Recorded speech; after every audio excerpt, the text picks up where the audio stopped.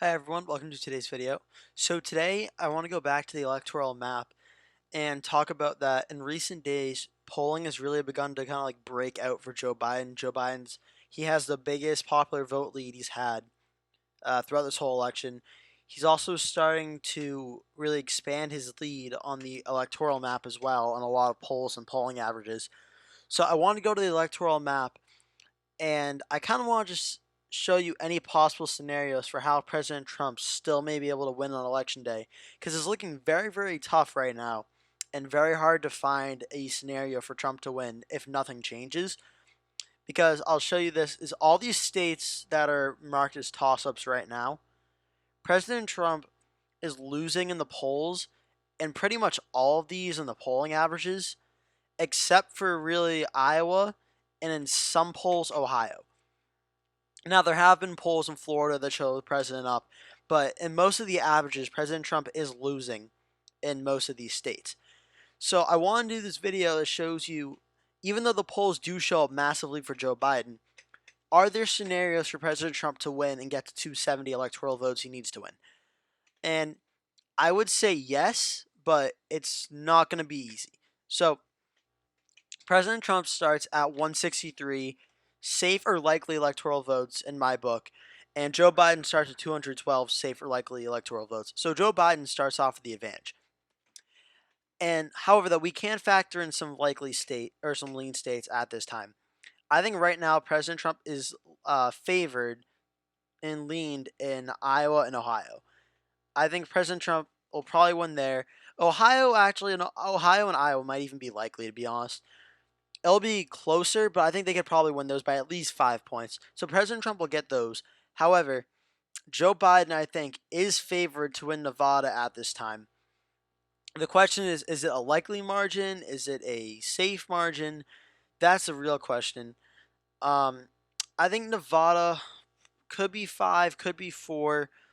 I'll leave it as lean for now, but Nevada is pretty much leaning towards Joe Biden's column. Some polls out of New Hampshire have New Hampshire going towards Joe Biden's column. And a new poll came out that has Biden up 12. I don't think he'll win over Trump up 12, but he was at 53% in the poll. Will he win 53-47? Maybe. So New Hampshire right now, that's looking like it's leaning towards Biden. So that gets Biden to 222. So Trump's pathways as each state gets more blue is starting to get harder for Trump. In the state of Minnesota, President Trump came out today saying he thinks he could win Minnesota, that he thinks this is a very winnable state because of how unpopular the Democrats are there. And he brought up Ilhan Omar as an example. Um, whether that may be true come election day, but right now in the polling averages, President Trump's getting beat pretty big out of the state of Minnesota. So, Minnesota, I'm going to put in the lean column for now. Things can change come election day, but that's how I was looking right now. So Biden pretty much is going to get to 232, which is what Hillary Clinton got in 2016. Biden's pretty much starting at that. And we expect Biden to make gains, but this video is about where can Trump win and how can Trump win. For Trump, it all starts in Florida. Trump needs to win in Florida, and Trump knows this. Florida, he's had Mar-a-Lago in Florida. He's been back and forth for several years. He needs to win Florida. He knows he does. If he does not win Florida, he will not win. Next, President Trump needs to hold the state of Georgia. Georgia is 16 electoral votes, a traditionally Republican state. It's been trending blue with more African American turnout in Atlanta. But Georgia, it should stay President Trump's column at this time in this election, unless President Trump is really getting killed on election day. That gets them tied 232 to 232. President Trump now needs to go in and hold North Carolina against Joe Biden. He should be able to do this. This is a state that John McCain narrowly lost in 2008 against Barack Obama, but Mitt Romney was able to win it back in 2012. President Trump was able to win it in 2016. He should be able to hold North Carolina against Joe Biden. If President Trump is losing in North Carolina, he's probably going to be losing in Florida. He might be losing in Georgia. We'll see. But President Trump needs to hold North Carolina. That gets Trump to 247, Biden 232. Now, of the states left, all of them have Biden up in some form. Maine's 2nd district, some polls have shown Biden is leading. Personally, I don't buy it. I think Trump is leading in this district. However, I think he's leading very close. Trump, I think, will win this district by about 2 or 3%. So that gets Trump to 248. I think win or lose. I think this is how Trump will lose or win or lose the election. Is I should think Trump will get at least 248. I think he wins these states, and I don't think it's too crazy to assume he does. This is where the issue is, though. President Trump won last time around by winning all four of these remaining states and Nebraska's second district. Currently, Biden is leading in Arizona.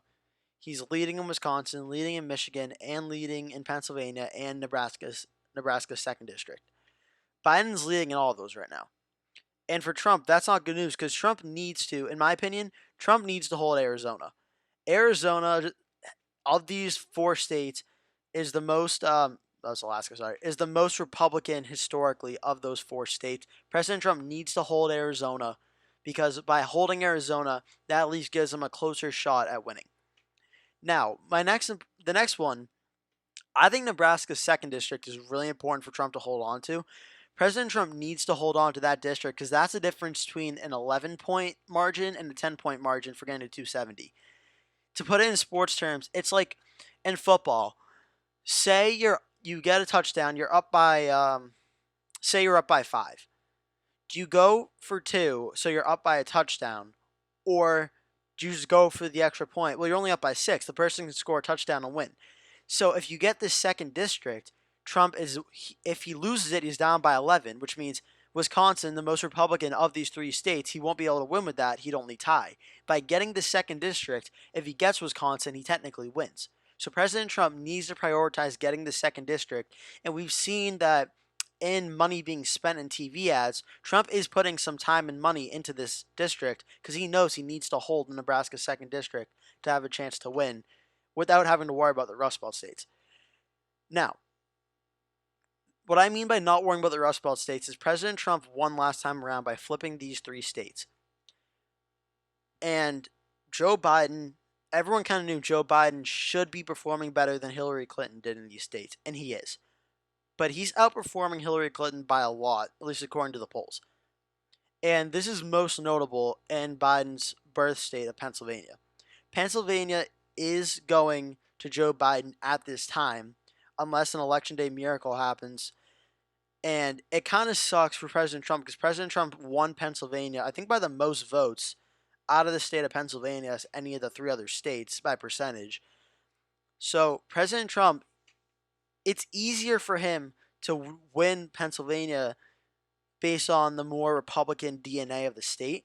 But Biden is up in Pennsylvania right now. And Trump is actually performing better in Michigan and Wisconsin than Pennsylvania. Now, Wisconsin I could see a little bit, but Michigan's a surprise to me. If President Trump could win one of Wisconsin or Michigan, he wins 4 more years. But there's a very contested Senate race in Michigan. Could President Trump run with John James, help John James win, and him win Michigan? It's possible. But will there be higher turnout out of Detroit that helps Joe Biden? Maybe. So President Trump could win by winning Michigan. That would get Trump over the top. But if Trump can't win Michigan, it all comes down to where we think it would come down to. It all comes down to Wisconsin. President Trump needs to win Wisconsin, and he knows this. Wisconsin's kind of like Trump's, like how Hillary Clinton had the 270 firewall, as they called it. Wisconsin is like Trump's backbone in this case. If Trump's going to win one of the Rust Belt states, the odds favor him winning Wisconsin over the other ones. So I think Trump knows this, but Trump needs to be focusing a lot of his time in Wisconsin, Michigan, Pennsylvania to have a shot on Election Day. Because right now, if the polls, this is me being generous to Trump. If the election was held today, based on what we see, all 3 of these Rust Belt states would go blue. Trump would lose. Arizona would also probably go blue if it was today. And Nebraska's second district might even go blue. Not Nebraska at large. Nebraska at large would go Republican, but the second district may even go blue. And that's me giving Trump North Carolina, Georgia, and Florida, which are all very close right now. So President Trump needs to focus his time on holding Arizona and then going after Wisconsin, Michigan, or Pennsylvania. And if President Trump starts to see, say, he's losing in Pennsylvania by like 12 points in his internal polls, if Trump knows he's going to lose Pennsylvania, write it off and go after Michigan and Wisconsin. President Trump needs to win one of these two, along with Arizona and the other states, to have a chance of winning. But if President Trump's getting killed by more than 5 or 10 points in one of these states, he needs to go after the other ones to have a realistic shot at winning. To be completely honest right now, this election could still go either way, but at this time, it's starting to feel like you'd rather be in Biden's corner than Trump's corner in terms of who's favored at this moment. But I mean, what is it, October 14th, October 15th? Anything can change. The election's in about a little over or a little under 3 weeks, so anything can change, but it's going to be interesting. Thank you so much for watching. Please remember to like and subscribe, and I'll see you in the next one.